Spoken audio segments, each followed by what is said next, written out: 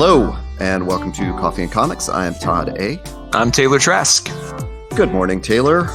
Hey, Todd, and hello to you listeners out there. This is the show where Todd and I will go through comics and graphic novels each week and talk about them and talk about the coffee we're drinking and kind of create a nice, comfy little atmosphere where you can hear about a new book or two and hopefully take that with you on your way to the comic shop that week. Yeah, but we're not doing that this week, are we? No, we're not. We're Nice kind of are. We're Todd and I were talking like we have a lot of different things we want to chat about this week, and so we're going to take a different approach. This is going to be kind of a special one-shot episode. We're going to talk about a couple different things, but first, as per tradition, what coffee are you drinking this morning, Todd, if any? Oh, I am not drinking coffee. I'm drinking, again, back on my gunpowder green tea. I prepared it in a very special way. I put a mug in the microwave and hit beverage. I don't even know how long it took. What about yourself? Wow, going just bare bones and basic. I decided to go back to Switchback Coffee, who I've mentioned several times on these episodes. They are a local Colorado Springs-based roaster, and I, of course, have once again the Golden Age Espresso, which always makes me laugh because I always think, every time I say it or think about it, I always want to say Golden Era Productions or Golden Age of Tech. It's the Golden Age of Espresso. The Golden Age of Espresso. Like, I just want to see L. Ron Hubbard's face on the bag, just, like kind of, with that sort of fishy eyes and mouth, just like looking back at you like, this is the Golden Age of Espresso. It's fantastic. I'm so proud of Colorado Springs' coffee roasters. 5-6 years ago, there really wasn't anything down here, and now they're just popping up everywhere, and they're really dang good. So if you're ever in the Springs, or if you ever want to really branch out, hit up switchbackroasters.com and grab anything, but in particular, the Golden Age of Espresso. Yes, delivered to you by the Commodore's messenger service. I'm going to struggle so hard not to just riff and reference on that. By the way, for you cult watchers at home, random aside, I sent Todd a link yesterday because Todd and I we like watching the cults and seeing what's coming up. But there's a new one for you. Like to know, get the new releases. There's a new cult out there for you crazy kids looking to get involved. Just all I'm going to say is just Google Teal Swan. Teal Swan. That's all you got to Google. You're going to start to see a lot of stuff. She's kind of creepy. It's a lady who's she's trying pretty hard to build the next Scientology. So just quick little tip about that. But that's not what we're here to talk about. We're here to talk about comics. Comics, not comics and cults, Todd. Coffee and comics. And before we jump into some other topics, I think we're not going to talk about books per se, but I do want to catch up on. I think both of us are reading a lot of single issues. I think it was good to mention just some of the things we're reading that will probably appear on a future Coffee and Comics episode. So, you sir, what do you got going on? What are some new picks that you want to let the listeners know about? Well, do greatly to a friend of the pod, Drew Huddleston's endorsement. We read The Vision by Tom King, the three of us, and we had a podcast where we talked with Drew about that. And I've gone back and started reading those Tom King Batmans that he referenced, and it's leading up to a Batman Catwoman marriage event, if that has not already happened in the weekly series, I'm not sure. But directly after that is a Catwoman solo book that they're starting again. So I have put that on my pull list. It has not come out yet. And in the meantime, I'm catching up on those Tom Kings. I've also picked up the first couple issues of Domino by Gail Simone. So that's the character that we all just saw in Deadpool 2. I was actually kind of hoping that this might be a little bit closer to the Deadpool 2 characterization of her. But it's not. It's sort of like traditional canon, which is not too different. It's just it's not a woman of color. It's like actually, you don't know because her skin is like super crazy white, and she has this one, domino like eye tattoo sort of. Whoa! So in the comics, she's not black. I wouldn't think so. That's so fascinating because for me that was like she was. I'm just gonna say this in the movie. She was my favorite character. I never thought. I mean, even by the previews, I kind of thought. I mean, they threw her in there, and I thought she was going to be like just okay, but she ended up being my favorite character. And by the way, she was really freaking sexy in that movie, and I never thought like, and that not just because she's non-white, but just like she oozed confidence, and she oozed like just. Everything about her was just sexy as hell, and so like it's weird that they wouldn't want to capitalize on that version of the character in the comics, and kind of just copy it full.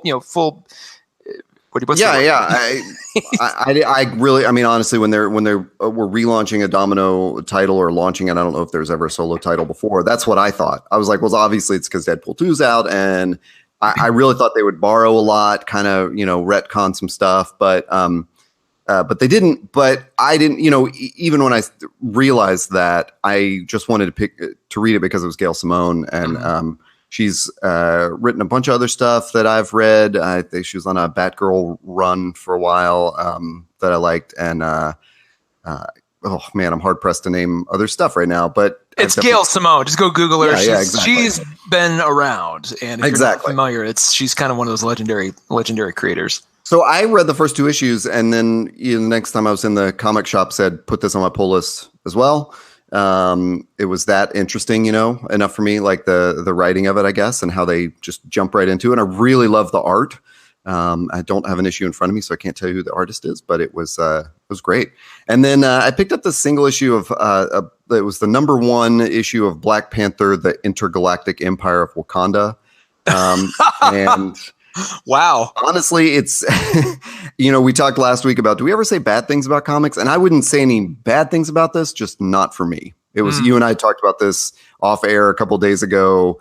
I was giving it as an example of like, it's just one of those single issues. I picked it up to see what it was like, and, it didn't really connect. It's kind of like in this, it's the, I couldn't even begin to describe the story, but it's not T'Challa in Wakanda, like on the earth.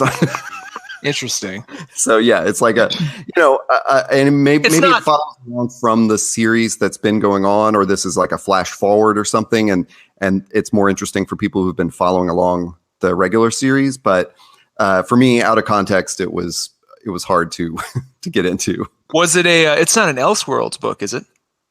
No, I think it's just I think it's a thing where it's like, I don't think they actually like anyone labels stuff like as Elseworlds or Ultimate anymore. I think they get around that by doing like flash forwards, to a possible future or something like that. Okay. And as I recall, that's what it is. It's like a little bit in the future, and there's sort of a history of, there's some really interesting ideas in it. And I will mispronounce his name, but Ta-Nehisi Coates is writing it, who has been writing the regular series for a while. So the ideas are cool, but it was one of those things where the art and the story and the context of it, I just didn't, I was like, I don't know how to get into this.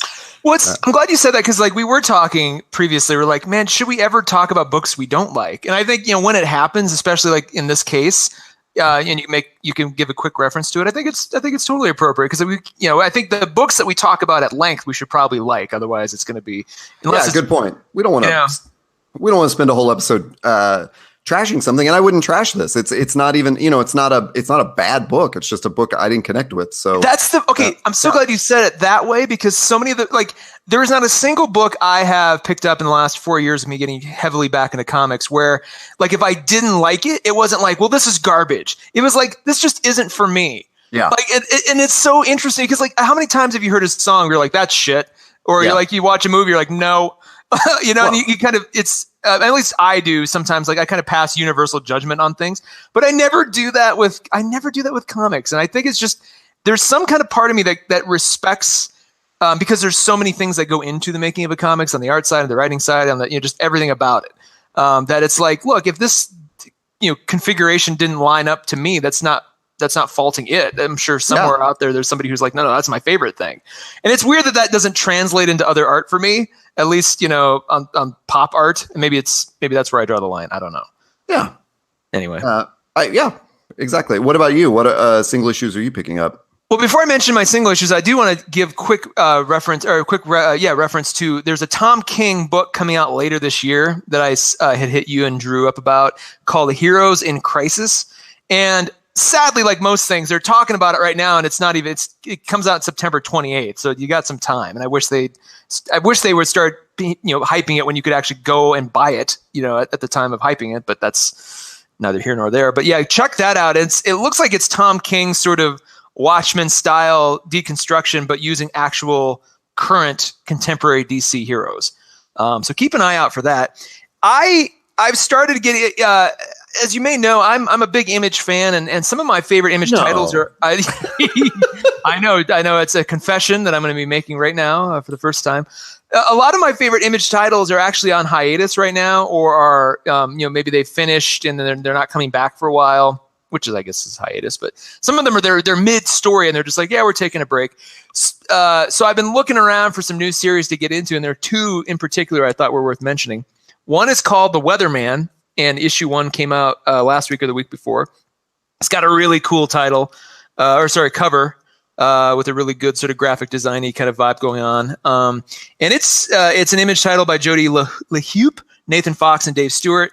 Kind of a cool little sort of like disco punk or disco funk like noir, where there's this guy who's kind of like this crazy like disc jockey weatherman who's been accused of the destruction of the earth. And of course, it's not quite clear why that is. And at the very end of issue 1, he's, that's sort of set in motion. And the story is going to go on from there. But the art is really freaking interesting and compelling. And like, even if it's one of those kind of reverse of the normal where like, I could just look at the pictures, like how they draw buildings and rooms and things it's really freaking good. And the color's really good. So the art hooked me more first and foremost. And the story, if it's a little weak, it's not to be, I don't know that yet, but if it ends up being that way, I'll probably still roll with it. The other one I'm a little bit more excited about is The Magic Order by Mark Millar and Olivier Copiel. Yeah, the dude that did the Unworthy Thor. Yeah, and oh my god, and this is one of the first new series under Millar World's Netflix partnership. In fact, on the very back cover, there's a big old Netflix logo, and at the end of the issue, there are a couple ads for Netflix things like Luke Cage and other such books. So, it's the first sort of, and the way I understand the Millar World Netflix partnership is that he's doing all these new series, and it's an Image. Image is releasing it and distributing it. But my guess is they're going to they're creating these new series with the eye towards a movie or TV show, like instantly optioned. Yeah. So as you're reading this, like I'm just like, oh my god, this will probably be a Netflix series next year. It's so good though. It's basically a mob or mafia story where all the mob families are magical families. So it's kind of like the American Harry Potter grown up. Grown up series. It's they brandish wands, and there's kind of a lot of like there's a one member of the magical family kind of took himself out of the equation. Another one's kind of like the aloof, sort of just he's basking in kind of the glory and doesn't really care much and just kind of appears and disappears. It's really freaking cool, and it's Mark Millar. So if you like him, it's got a lot of his usual sort of style, but the art is really freaking good. Like most of these things, it starts off with a murder. And so you get to see, kind of there's a lot of who done it and a lot of, detective work and stuff. And this first issue just sets up the characters. And even the cover, you'll see like these 4 people kind of standing above a city, and they're just kind of standing in midair, like they're floating in air. So you get a sense of the kind of the cool and just the style and the aesthetic of it. But anyway, yeah, The Magic Order, pick it up. I'll stop there because I'm trying not to spoil too much. Oh, nice.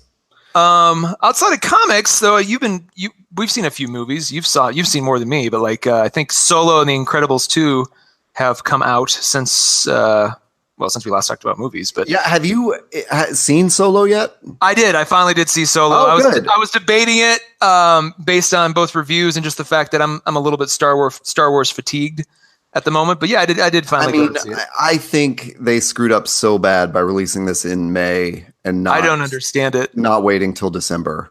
Yeah, it was a little weird. And I don't know if they were anticipating kind of. I mean, I know they had originally scheduled it that way. I think Rogue One was scheduled that way too, and they ended up pushing Rogue One to Christmas. Maybe I'm wrong about that. I don't know. There's been lots of discussion that, Star Wars has taken that, like for the longest time, Lord of the Rings was like every Christmas you'd gather with your friends and you'd go see it. The Hobbit took that same, when they came out. Well, and I know for a fact that The Hobbit, when they decided to split it into 3 movies, it was originally going to come out like, he was like, oh yeah, like 3 to 6 months later. And then it was almost a year later before the last part came out. So, I just wonder what happened with Solo. I saw it this week too. You asked me Friday maybe about like a couple days ago. You said, "What'd you think?" And then you're like, "Oh, don't tell me. I'll find out on the podcast." Yeah. Exactly. I mean, I loved it. Like it wasn't as magic for me as like Rogue One. I mean, Rogue One continues to blow me away. Oh, absolutely. Yeah. Man, you can rinse and repeat that. And what's funny about Rogue One is that the very first time I saw the original Star Wars A New Hope, it was like the late 80s. It was at my grandparents' house. We rented it on VHS. I remember watching it going, holy crap, I want to see that again right now and like rewatch it. Cause like there's so many things that Rogue One did that magic trick where you're like, you're pretty familiar with what this world looks like and feels like.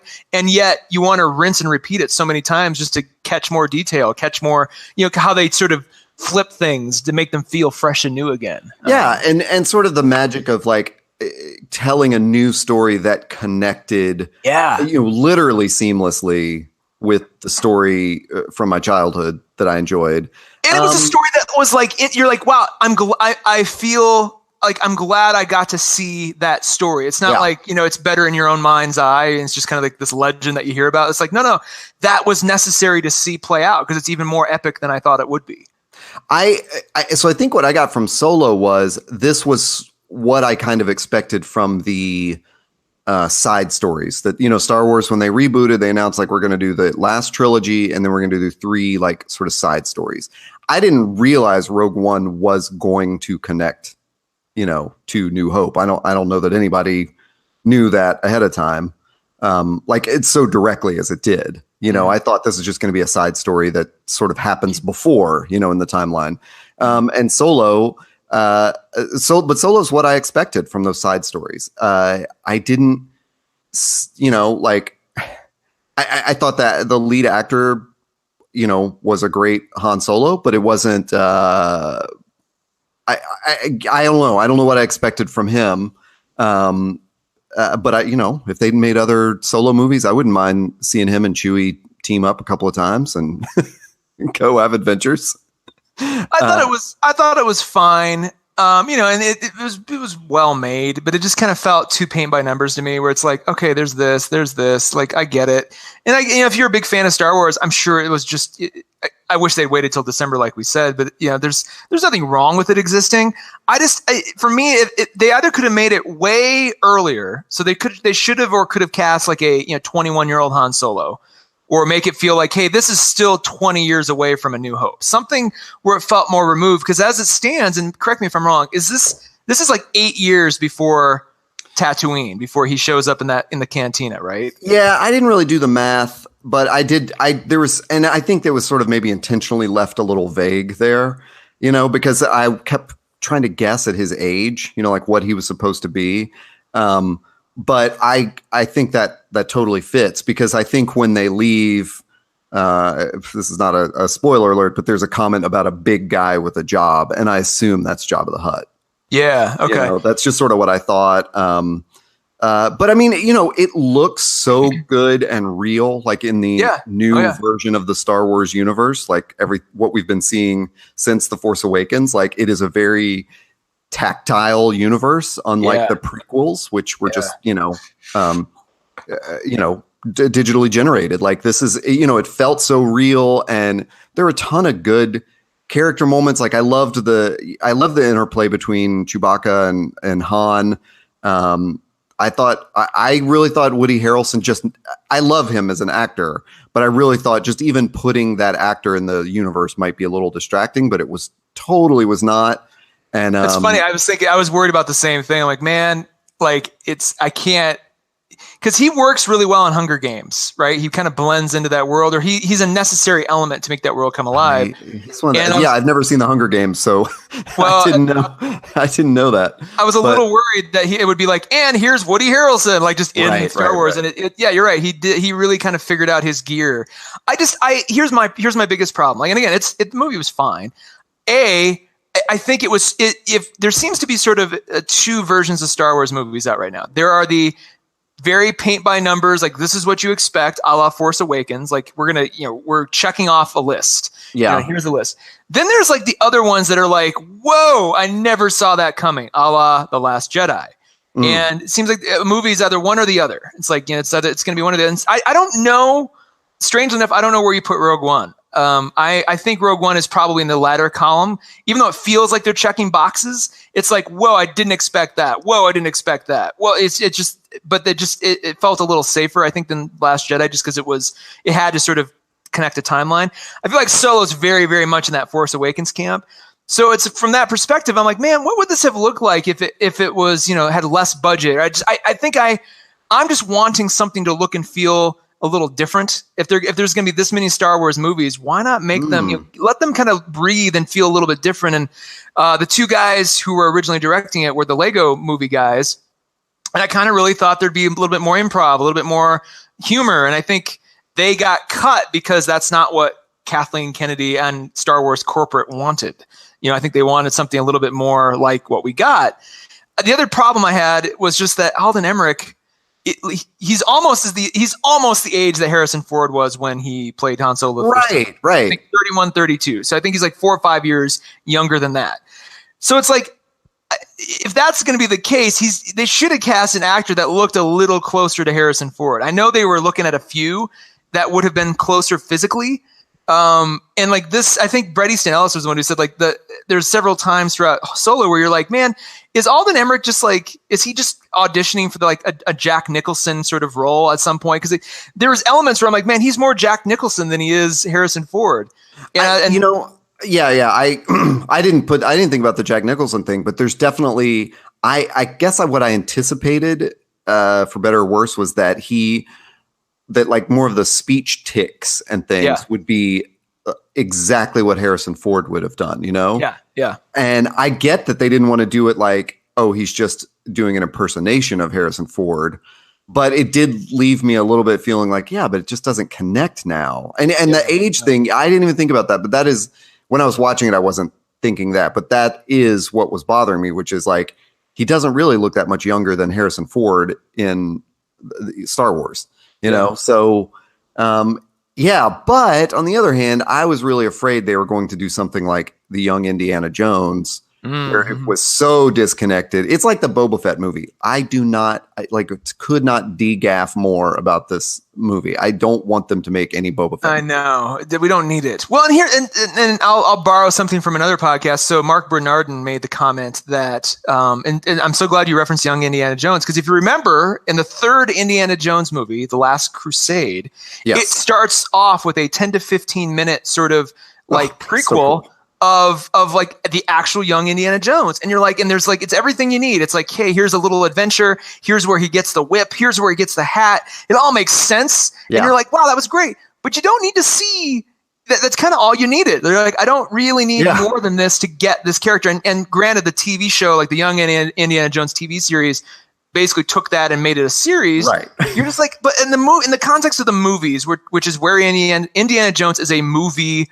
character, right? He lives in these 90-minute moments. So like for that, you only need 15 minutes. I kind of felt like Solo was basically that same thing. It's like, look, it's great you want to flash back, but we don't need more than about 15 minutes. And they made it a whole movie, and that's fine. And if Han Solo is your favorite character and you get to finally see the Kessel Run and all this stuff, like I'm sure it's awesome. Like if I was like the biggest Han Solo fan, I'm sure I'd think differently. But for what it was, I mean, I'm glad I saw it, but it's kind of like, rent it later if you're hesitating. I think watch it, but you don't need to necessarily. Yeah. Well, I mean, I enjoyed it in the theater. I'm glad I finally got out to see it. I wish I'd seen it opening weekend. I definitely would have felt more of that excitement. Yeah, that's true. 1 p.m. on a Wednesday, but it was. but I definitely see it is one of those things of the Star Wars universe is so vast and there's so many stories they could tell, but it's also so corporate. And even though just this week, I saw Rian Johnson on Twitter said that he was given absolute free reign with Last Jedi. There were no check boxes to tick off. Is what I'm saying. Which, by the way, just what's worth mentioning, Rian Johnson is doing a series of new Star Wars movies. Jon Favreau is doing either a series of movies or a TV show. The Game of Thrones guys apparently are doing something involved with Star Wars. I am shuddering at the fact that there's potentially 12 to 15 new Star Wars things each year now for the next 20 years. Man, it's going to be, and is it one of those film? We can talk more about this in a second because we have another whole topic that's tangentially connected to Star Wars. We'll talk about it. Is it something where, was it special because it was a movie that came out every 3 years for the longest time? And then 20 years went by and then every 3 years again. So it's like when you jam that much into it, is it going to feel a little awkward? Anyway, what you saw Incredibles 2 as well. Oh, I did. That was so good. Was it better than the first one? I think that's the big question everybody has. I hate judging better or worse. I hate saying it's better because it makes the other one sound worse. But yeah, I was a huge fan of the first one, and this one, I mean, we're kind of in the dilemma you're describing, but when they actually pull it off, you can imagine I don't know. I don't feel like it was check boxes that they were ticking off, but I had a concept for this that is so perfect. It starts the minute Incredibles 1 ends. Oh, wow. And they don't do that thing where they're like, and then like a year later, like they don't do that. Nope. It's like, remember how the Underminer comes up at the very end? Yeah. And they all put their masks on in the parking lot. Yeah. Yeah. That's where we pick up. I mean, there's there's an intro scene that sort of sets it up and you're going like, wait, what are these two characters talking about? And then we're in the parking lot and you're like, dang. What? And it is just such an enjoyable, it looks beautiful. If anything, obviously the animation has totally improved in the past 14 years. So I can't believe it's been 14 years. What the hell? There's actually a little short intro from the three main actors like Sam Jackson and Craig T. Nelson and Holly Hunter, where they talked about the weight. And it was weird because I was like, I think this was originally started out to be a joke. It takes a while to write a movie. In this case, it took 14 years, but then it came off really sincere, like, hey, thanks for waiting. And kind of unnecessary in my imagination, but it was it's just so fun. I think there's more action, and thankfully for my delicate sensibilities, there weren't just superheroes getting straight up murdered left and right like in the first one. There's a sequence in the first one where Edna Mode is talking about capes, and in this like a sort of montage, like 5 heroes just get destroyed, like just dead. Yeah. And this was I guess more kid friendly in that respect. And it's more about the family as a whole, which I really like. I don't know. The family's the whole thing, and they're all the crime fighting team though. So now it's the first one was more about like, should we be heroes? Should we, our kids are trying to adjust in a real world. Like our baby probably doesn't have powers, or I don't think was it clear the baby had powers in the first one until the very end? No, we knew because the babysitter, every time they would check in with the babysitter, there was a problem. And then there was eventually like a short, or it was like an after credit scene or something where we see what happens between the babysitter. And at the very end, though, Syndrome picks up the baby and like is stealing him and carrying him up into the sky, and the baby starts transforming and changing and everything. But the Incredibles did not witness that. Okay. So like Syndrome ends up freaking out and dropping the baby and getting sucked into the jet engine. Mm-hmm. And I guess and Elastigirl, they throw her up, she turns into a parachute, grabs the baby and floats down, but they did not witness the baby transforming. So that is the big gag here. And what is great is that the scene in the trailer where Mr. Incredible is like, you have powers, like where he realizes it. That scene is not in the movie. Well, that's a trend that we've seen more and more lately, where the trailers are full of these scenes that just you don't, or they're either not in the movie, or it's like the Hulk running in Avengers. We're like, he wasn't in that scene. And this was like, I think this was not even a like a scene that they decided to do it this way and then cut it. I almost feel like because that moment happens in a different way. Okay, but they didn't want to spoil the moment.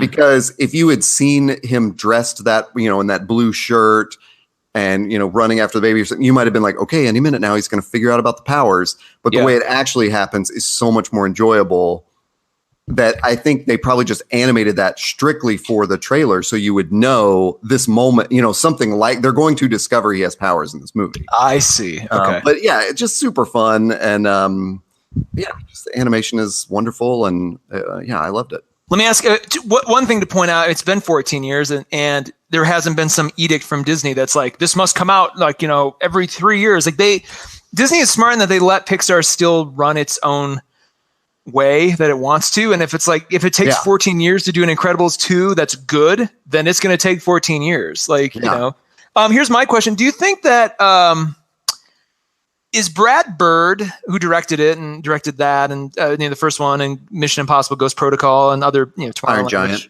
Do you think Brad Bird? Oh, that's right, he was Ratatouille too. Do you think he is the most suited for something like Superman? Oh, I don't know. That's a good question. I haven't seen any of his live action films, so. I think Ghost Protocol might be my favorite Mission Impossible movie, just because there's so many interesting elements and like his group, he really gets group dynamic, in a movie, clearly. So it's, everybody's like, well, make him do the Fantastic Four, but it's like, I don't know if you want that because he's already done his version of that. Yeah. And The Incredibles is, honestly, there were moments where I was watching it where, because it is so well done as animation, I was going, this is the best superhero movie I've ever seen. Like, just because the action sequences, you never had that moment of like where your eye doesn't know where to focus because a whole bunch of crap is going on. Yeah. It's like, bless these directors for trying to do everything as practical as possible. But often that leads to a bunch of like, multiple camera angles because they're all trying to catch the same explosion or moment or something. And like, debris and whatever. And it's like, you're going, what happened? But in a animation, there's sort of a language of like, you can just do like, if you wanted to, you could just do sort of a like dust up, and then the characters come out of it and you would get, the language would explain it to you. Like, oh yeah, the visual language is like, there was a big scuffle and they fell out. But none of that happens. This is like very detailed action sequences and it just comes off so much better than live action. So. Oh, that's great. Yeah, I would highly endorse that. If we are, maybe giving the Rent Solo, like Solo gets a rental endorsement, like Incredibles 2, I would say go see it. And I would also recommend, just on a side note, see it as late as possible when as few children as possible will be in the theater with you. That's a good point. If you see it at like, for example, 4 p.m. on a Saturday, it might be you and a bunch of children who are loud and smelly and need to stand up and walk around a lot. It's the standing up and walking around that drives me nuts. Like, I don't mind them interacting with the movie, but it's like when they're constantly having to move and pee and come back, it's like, oh God, just can we not have a special series? Well, we have a special topic, and one of the reasons we're sort of doing a different version of this show today, we have a special topic we thought was interesting to hash out on the podcast. And it's about, I'll say it and I'll tell you how we got here. It's about women, and specifically women who display soft power in male spaces. And I'm going to use the word franchise fiction. So movies, comics, TV shows that are, bigger, that usually have multiple episodes or multiple parts or releases. And all this came about because if you're listening to this, it was June 17th, 2018. Last week and the week before, Kelly Marie Tran, who plays Rose in The Last Jedi, experienced just an utter shitstorm online where a lot of male fans, and it's not, I'm just going to assume it's mostly, if not exclusively, male. But has anybody mentioned it? Are there female fans too at all? Was anybody that wasn't a dude giving her hell? Do we know? Does it matter? I mean, it doesn't matter. I was just curious. I just realized now we don't discuss. I mean, I'm sure there were, in the same way that there are, women that defend Donald Trump, but yeah, exactly. But she was basically driven off of Instagram because of a lot of hateful, just misogynistic or even racist comments. And I hit up Todd on Hangouts because I was like, you're aware of this happening, right? And he's like, yeah. And I kind of was poking him a little bit in terms of like, what do you know about it? Why do you think this is happening? Because it wasn't just that it was misogynist, racist comments that were headed her way. It was that it was specifically geared towards The Last Jedi and specifically geared towards her. Right. And I started thinking like, well, why? It can't just be that she's a woman and that she's Asian. It can't just be that, because otherwise any Asian woman would be driven off of Instagram at a moment's notice. And even more specifically, like I was thinking about Palm Clementif, who plays Mantis in Guardians. I'm like, she's Asian and a woman and was in a movie that was beloved. And yet and maybe I'm wrong. I don't think she got hardly any hell, or at least nothing like what Kelly Marie Tran, or KMT as we'll call her, was experiencing. So I'm like, what was it about this? What was it? Why her? Why her? Why was she given so much just nasty nonsense? Like, it had to be something more than just misogynism, racism in my mind. And we started talking about it, and Todd made a really freaking good point, a la a question. Do you want to tell people what that question was, or do you? Well, and I would hardly claim credit for like thinking this up. I mean, other people expressed this too, which was there's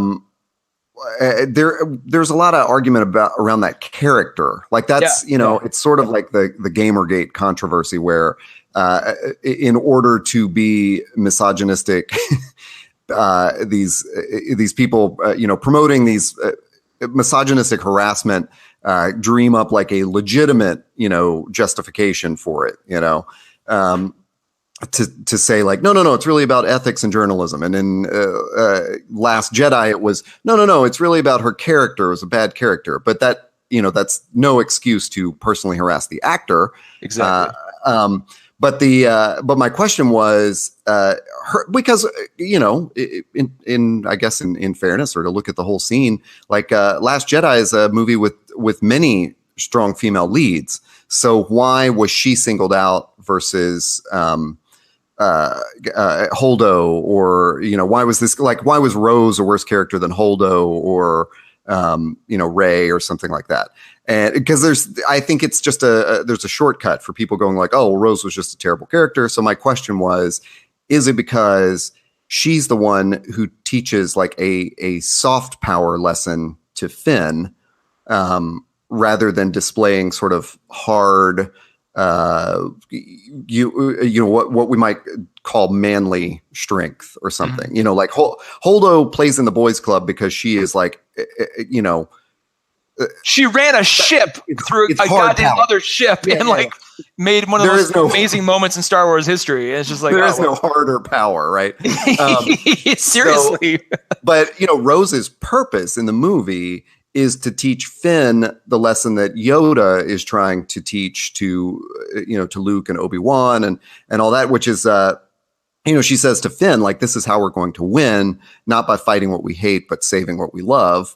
And Yoda says much the same thing in his, famous fear speech, which is the, fear leads to anger, anger leads to hate, hate leads to suffering.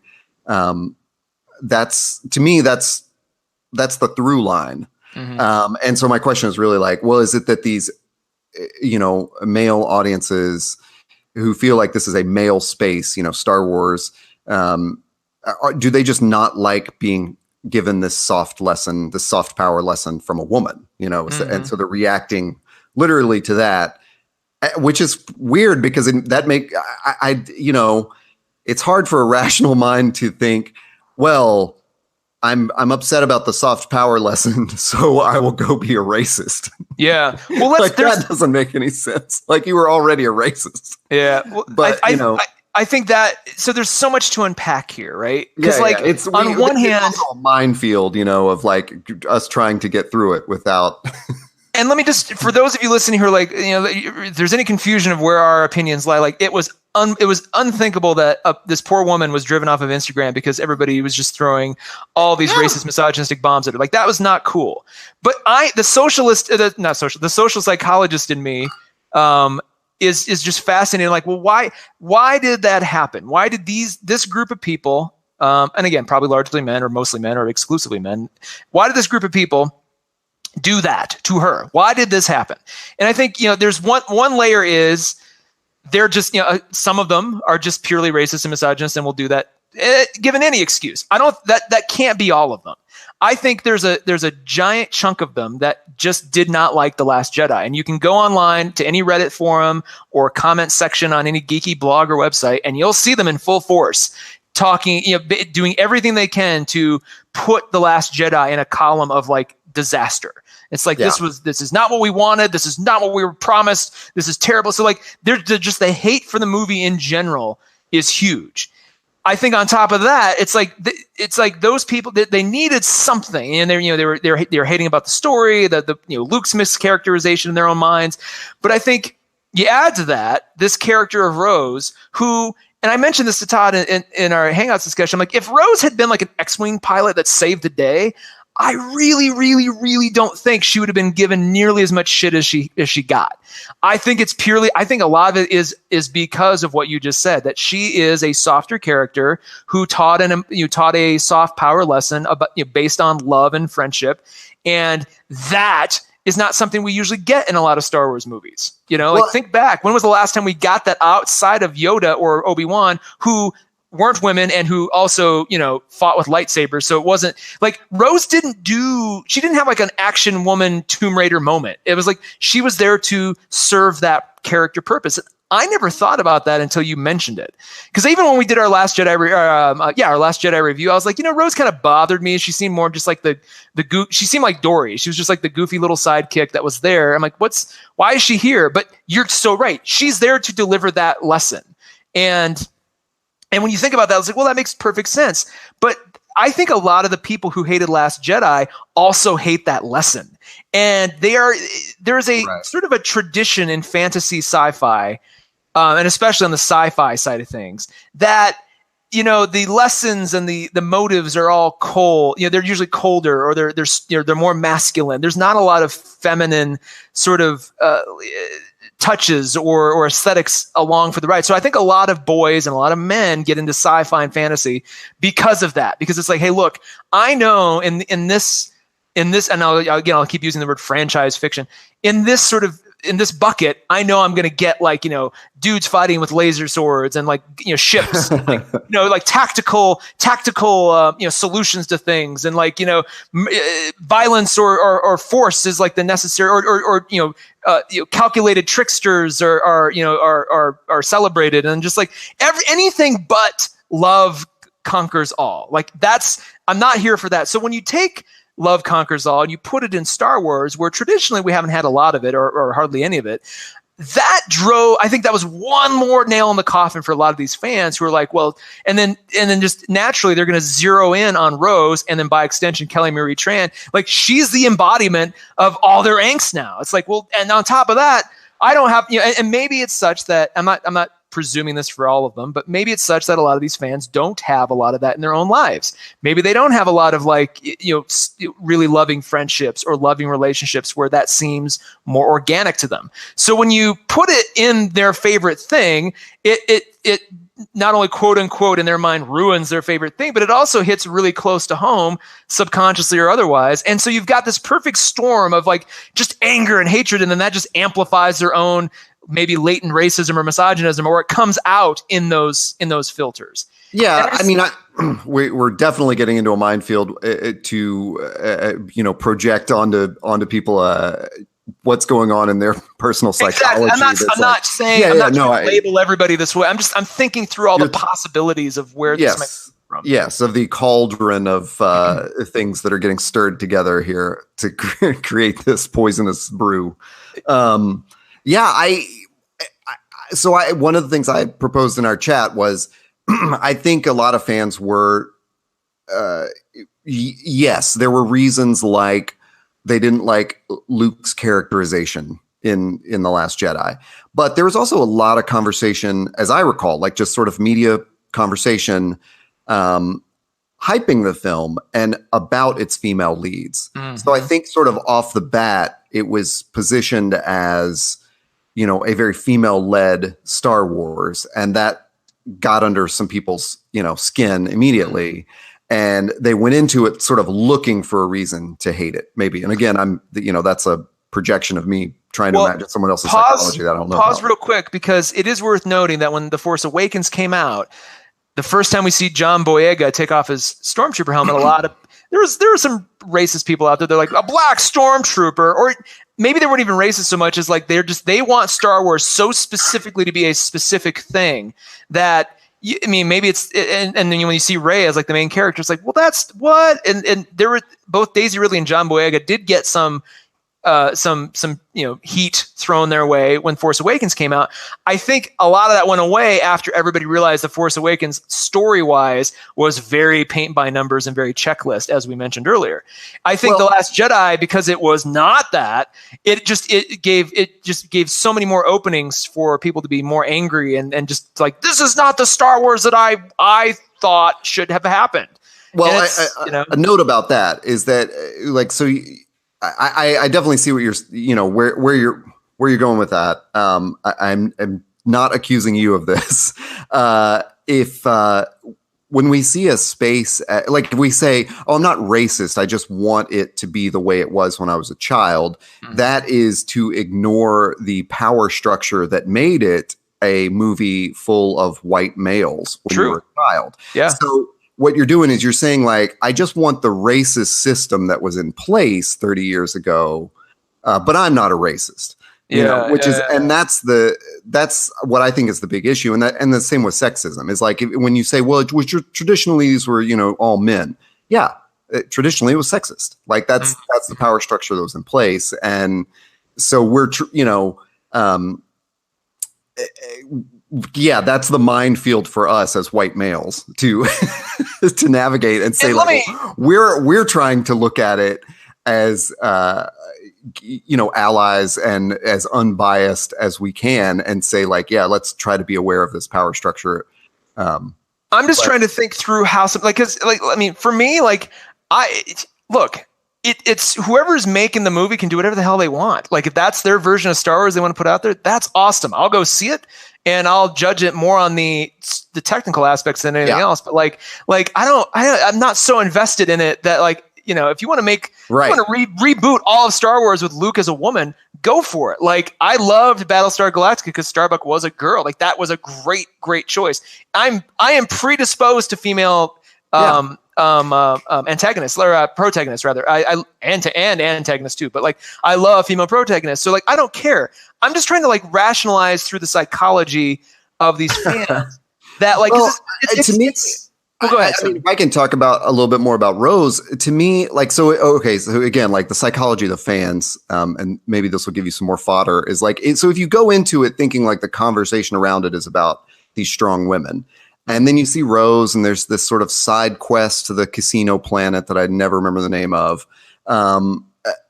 Maybe you go what's the purpose of her? But to me that, like I said, that purpose is the lesson she teaches Finn. It's very important that she is the one that rescues Finn at the end and tells him that, rather than that being Poe.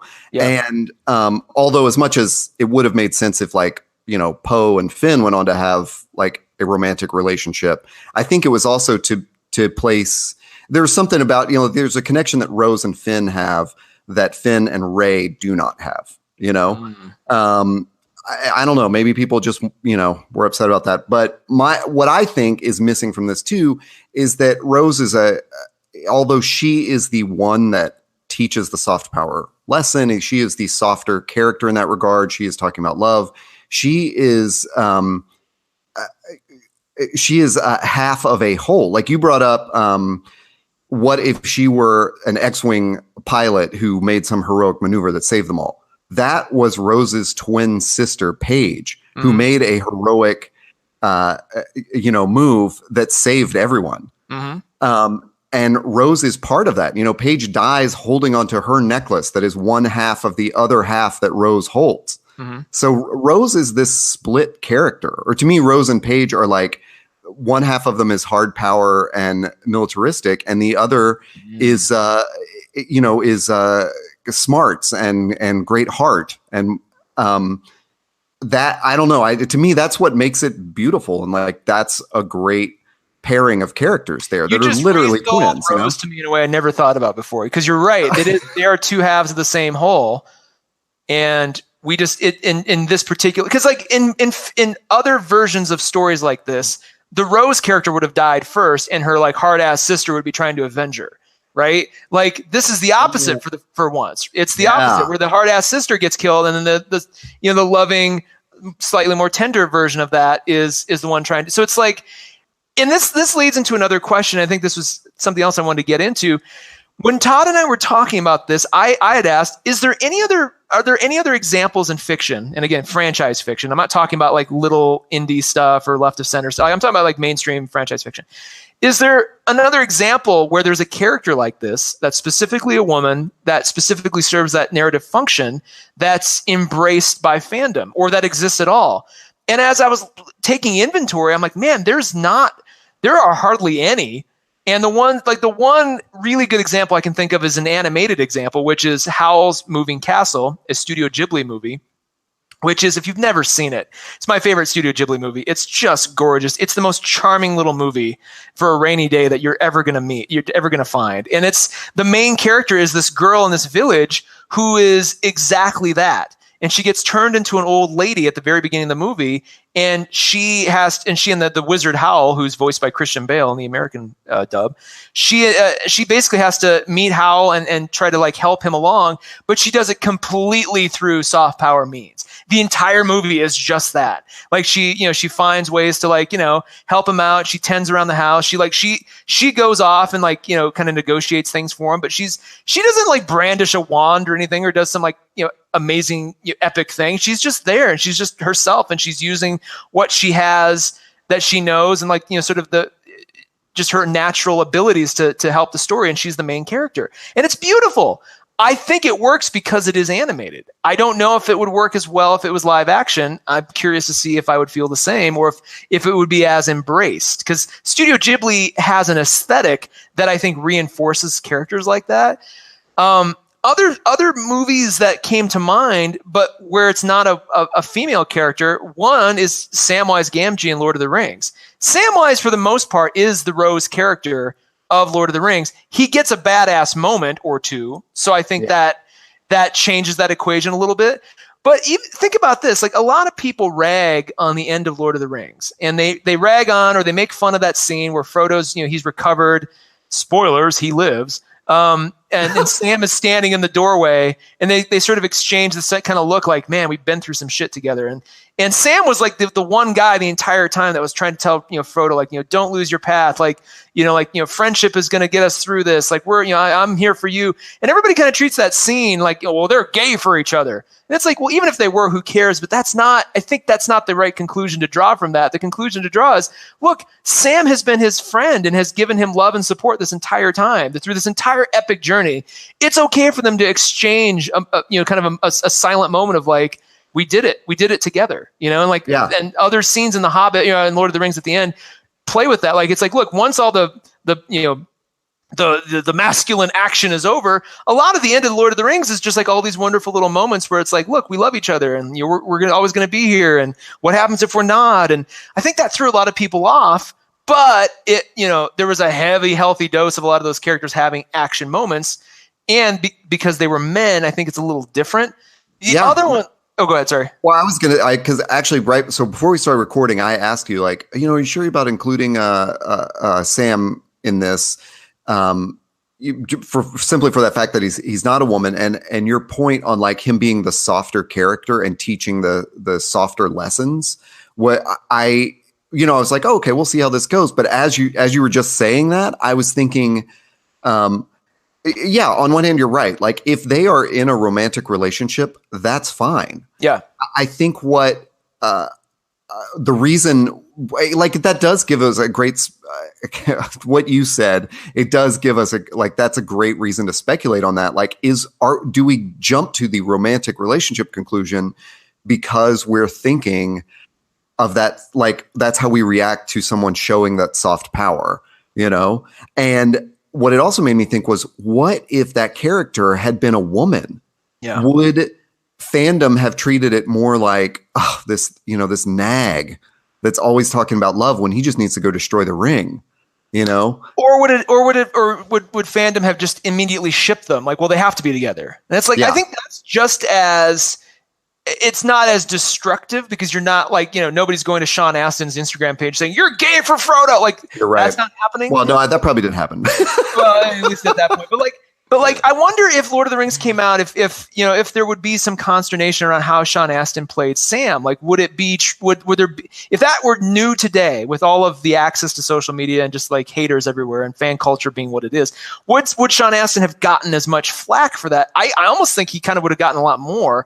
I think it's just it's the conclusion to draw that, well, they're gay for each other. Like, even if they were, that's not what Tolkien intended. So like that's the only thing that matters. It's like, what did Tolkien want?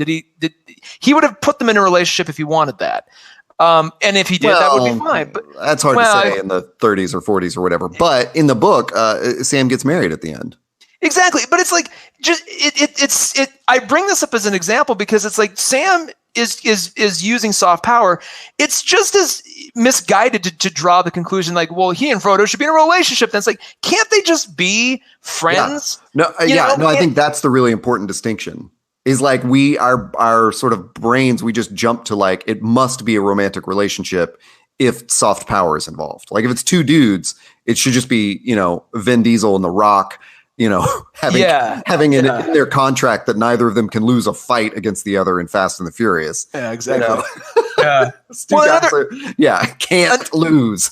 and Fast and Furious is interesting because they do talk a lot about family and like brotherly love and that kind of stuff at the end, and family is always like a huge thing, but that is so small in terms of the grand scheme of things in Fast and the Furious that you can't use that as an example. But what you can use, one other one that came to mind, and it's surprising this didn't hit me last week when we were talking about this, but Harry Potter is largely based on, and I'll even give you like a specific character like Luna Lovegood. What is she except for soft power writ large? Like, she, from the moment we meet Luna, she's talking, I mean, she's got like a care for the animals. She's like, she's the most innocent character in all of Harry Potterdom. And yeah, she brandishes a wand once or twice, but like, it's not like she's not leading the charge in that way. It's usually she's part of a group and she's like, we're protecting ourselves, but her entire character exists to teach Harry the lesson of friendship. And, and other characters do that too. She's not the only one. I think in Last Jedi, Rose is almost exclusively that. But in Harry Potter, like, Hermione, Harry himself, like, they're all talking about like, love will save the day. Our friendship will save the day. And yeah, we have to use our wands too. And, there's the big epic battle sequences, but I don't see the actress who plays Luna, like, and again, this was a different time, almost we're coming up on 10-ish years since that all ended. But like, I don't see Luna, that actress, getting at all that kind of just hate. And I think in that case, it's because that's what JK wrote. In the books, Luna is this way. So this thing that we love from the beginning was engineered to have all this in it. Right. So like, I would be hard pressed to find any Harry Potter, like, diehard fans say, this isn't my Harry Potter. It's like, no. Like, this is all loyal to what JK created. In 20 years, if they reboot Harry Potter and they make him, they make all the wizards badass and like, there's not any mention of soft power, I wonder what the reaction will be like. I wonder if people will be just as disgusted as some of these fans are about Last Jedi, because it will feel different. Wasn't there a stage show of Harry Potter where the lead was a female person of color? Hermione was black in The Cursed Child in the London cast. I don't know about other versions of it. But there wasn't one where Harry had been gender flipped to be a girl? No, I don't think they've gender flipped Harry. It was just when they'd made, It was Hermione was race flipped, but I mean, there was like a mention of it, but not really much came out. I mean, it wasn't like they were hounding that actress to her death, you know, like. Well, I mean, I think that's, and we brought up, like, I brought up the Doctor Who thing to you. You said it would be interesting once this new season starts with Jodie Whittaker. Okay, I'm glad you mentioned that, because that's the other really good example here. So for the first time ever, they took a character who's always been a male and they made it a woman, and it's Jodie Whittaker as the Doctor. And when that change first happened, there was a lot of like, oh my God, I've waited so long. And there was a little bit of like, really? The Doctor's a woman? But there wasn't and nowhere that I have looked, and I've been looking for 2 years, there has been nothing like the anger towards The Last Jedi when they cast the Doctor as a woman. There were some disappointed fans, and there was some like, well, I'll wait and see. But there wasn't like, there wasn't just these campaigns of hate spewing across the internet. Some publications tried to make it seem like there were, and a lot of people actually, like the BBC and even Jodie Whittaker was like, that's not true. Nobody's been harassing me. I mean, there's been a few, nonsense comments, but it's been largely a positive or a patient reaction. And I think a lot of that is because we haven't seen episodes yet. It was announced, but we haven't seen what that looks and feels like yet. If they fundamentally change what the Doctor is like, I think you're going to see that fandom rear its ugly head. I do not think I think if anything, it's going to be one of the more loyal depictions of the Doctor we've ever had, because they know if they screw around too much, it's gonna create havoc. Like they've got to, because the Doctor is now a woman, they've got to stick to some of those things that are true to the Doctor. Sort of the unsafe aloofness, and the Doctor's always been incredibly intellectual, incredibly smart and brilliant. Like all those things are still going to be there. It's just going to be a woman doing it. I think that'll be fine. If they had cast a black actor as the Doctor, it would be the same. I think it would be exactly the same thing. It's like, well, let's as long as they're not changing what the Doctor is, this is okay. I think The Last Jedi changed fundamentally what a lot of people wanted Star Wars to be. And I think the idea of a character, a female character that drives the narrative component of soft power was a huge part of that. That's just my speculation. Yeah. So going back to something, this will be a good closer. Going back to something you said at the beginning when we were talking about comics, was you said with comics, you're able to sort of read, like when I was talking about Black Panther, you said, with comics, I'm able to read it and go, well, that wasn't bad, but it's not for me. Mm-hmm. And I think that is the issue with these movies, and it's like an open question. I don't think we don't really have time today to continue discussing, but is it, is Star Wars so old, like it's been around for so long that people aren't willing to just say, you know what, Last Jedi just wasn't for me, but that is really what they should do. When we were talking about this, and you, I think you hadn't sort of gotten into the weeds of the actual like harassment that Kelly had suffered. Like I don't think you'd read any of the comments and stuff that had been left on her Instagram, which I had. You were sort of like, well, are they, you're putting it like, is it just a discussion about her character? And I was saying, it doesn't matter. She didn't write the character. Mm-hmm. Like they're not going to the creator of it to voice their complaints. But even if they had complaints, like to me, that's kind of a nonsense thing. Like you don't go to the creator to voice your complaints. You can put it in a forum and say, I didn't care for this. It wasn't for me. I think fan culture is, good. Like I mentioned to you, Ron Howard had to come out with a goddamn video apology essentially for Solo. That's like, why? He didn't have to do that. Like nobody, but yeah, it's, I think fan culture is to that place now where it's like, and it's not healthy. I'm not saying it's no. Right. I think good, that's like, I think fan culture has gotten to the point now where, especially with these franchises that have been around for so long, Star Trek, Star Wars, James Bond. I remember when they cast Daniel Craig, there was a lot of like, "What? It's not my James Bond." There wasn't a hashtag around at the time to put with it. But like, I think there are these. I was trying so hard. But think about that. Like, Bond is not a blonde. There you go. Like, I remember that was a white dude who, and at that time, I think fan culture has evolved since even then to where there's a lot of groups, a lot of tribalism that's very entitled. Yeah. And that entitled feeling will manifest itself in the ugliest ways possible, where you might have, and again, I'm just speculating, I'm trying to rationalize this because I'm fascinated by how people get to this point. But you may have a fan who in his day-to-day life has nothing negative to say about a woman or a woman of color, or they'll go through they're not standing on the street corner making lewd comments. They would never do that. But when you trip the wire of this is something that they care so much about, this fantasy world that's been built for them, and you start to mess with it, it manifests in these really ugly ways. And and not everybody who's been ripping on KMT has said some. I mean, I've gone back and looked. A lot of it was just ugly and disgusting, but some of it wasn't. Some of it was just like, I hate you and your character. Like, I hate you and Rose, and you ruined Star Wars. Like, it's that I'm most. And you wouldn't. 20 years ago, somebody might think that, but there would be no forum for nowhere for them to they could write an angry letter, but that would be the extent. Right. It wouldn't get to the actor herself who had portrayed that character. Exactly. Now it's like an immediate. It's like you post this and it alerts her phone.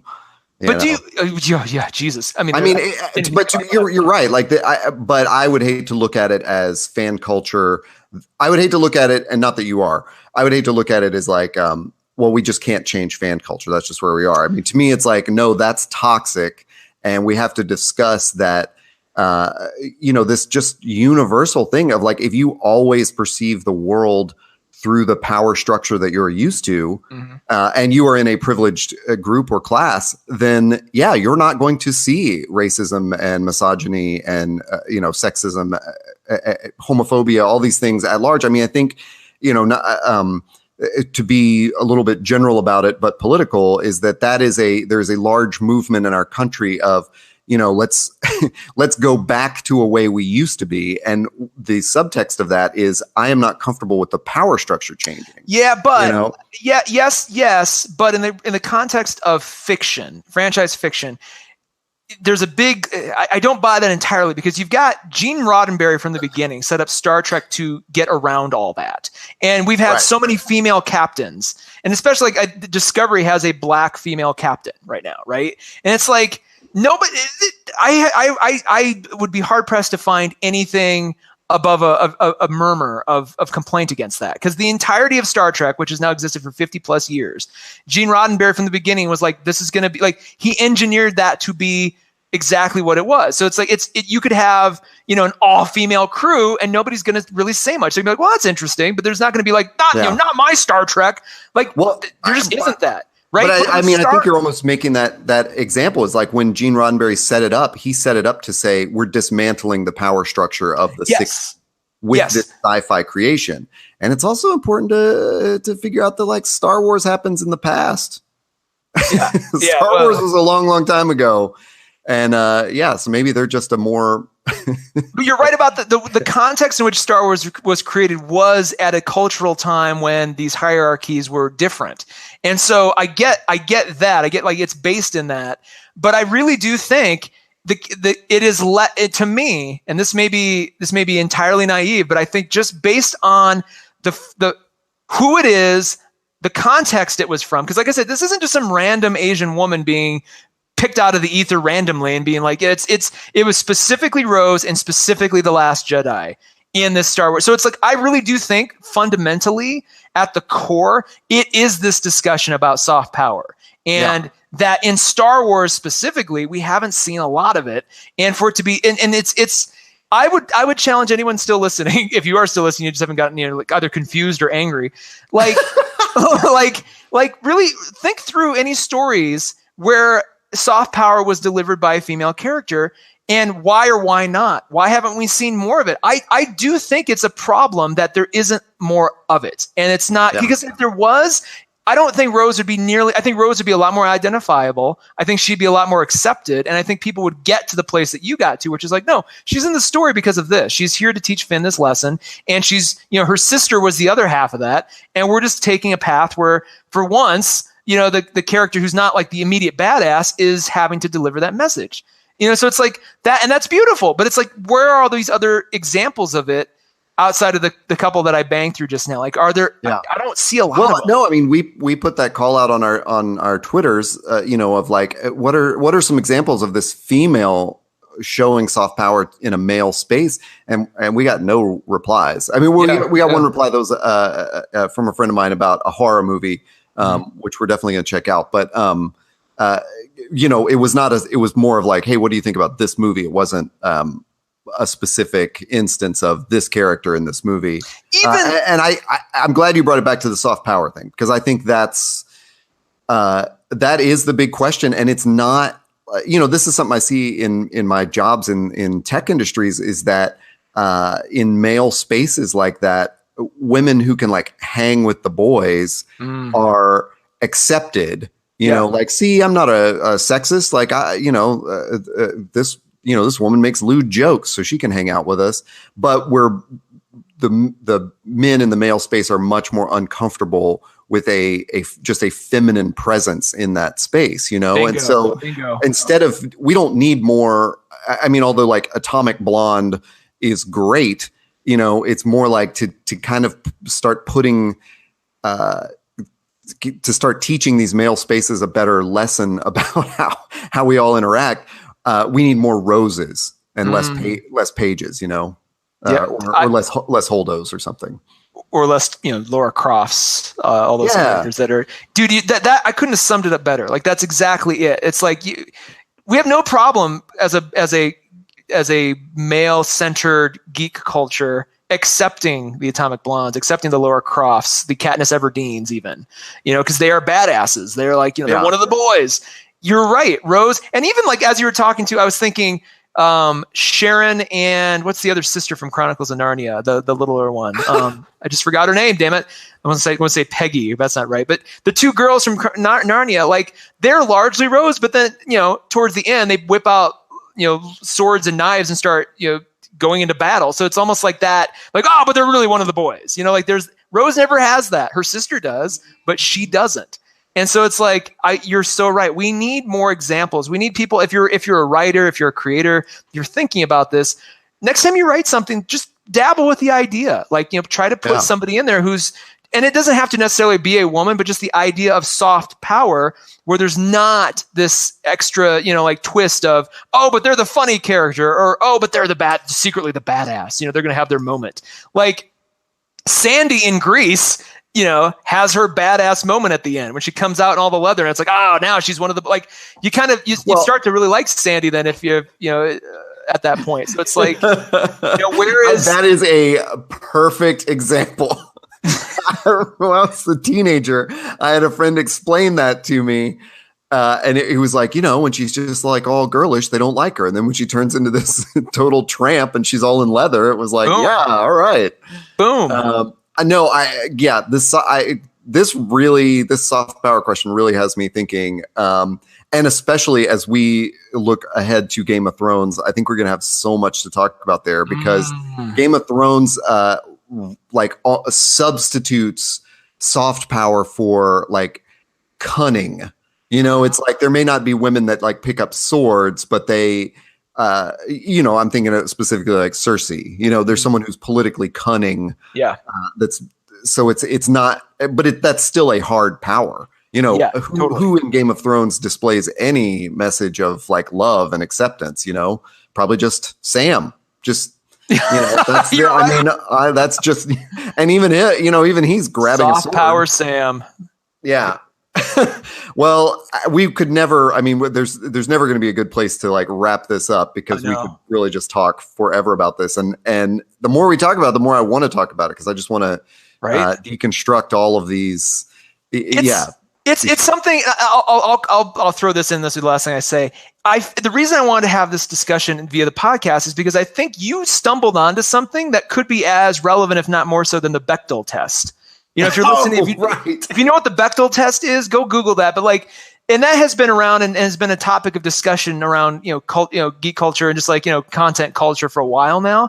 This is kind of a tangential relationship to the Bechdel test, but I feel like this deserved the Todd equation. Like, we need something to define this, because it's true. Like, how many movies where soft power is illustrated and are accepted, or how many pieces of fiction where soft power is intentionally included, where there's not some kind of twist and it's accepted and not derided. Like, we need something to define all that. Yeah, the Rose Tico test. The Rose Tico. Yeah, I like that. Yeah. Can a female character display soft power in a male space and be accepted? I love it.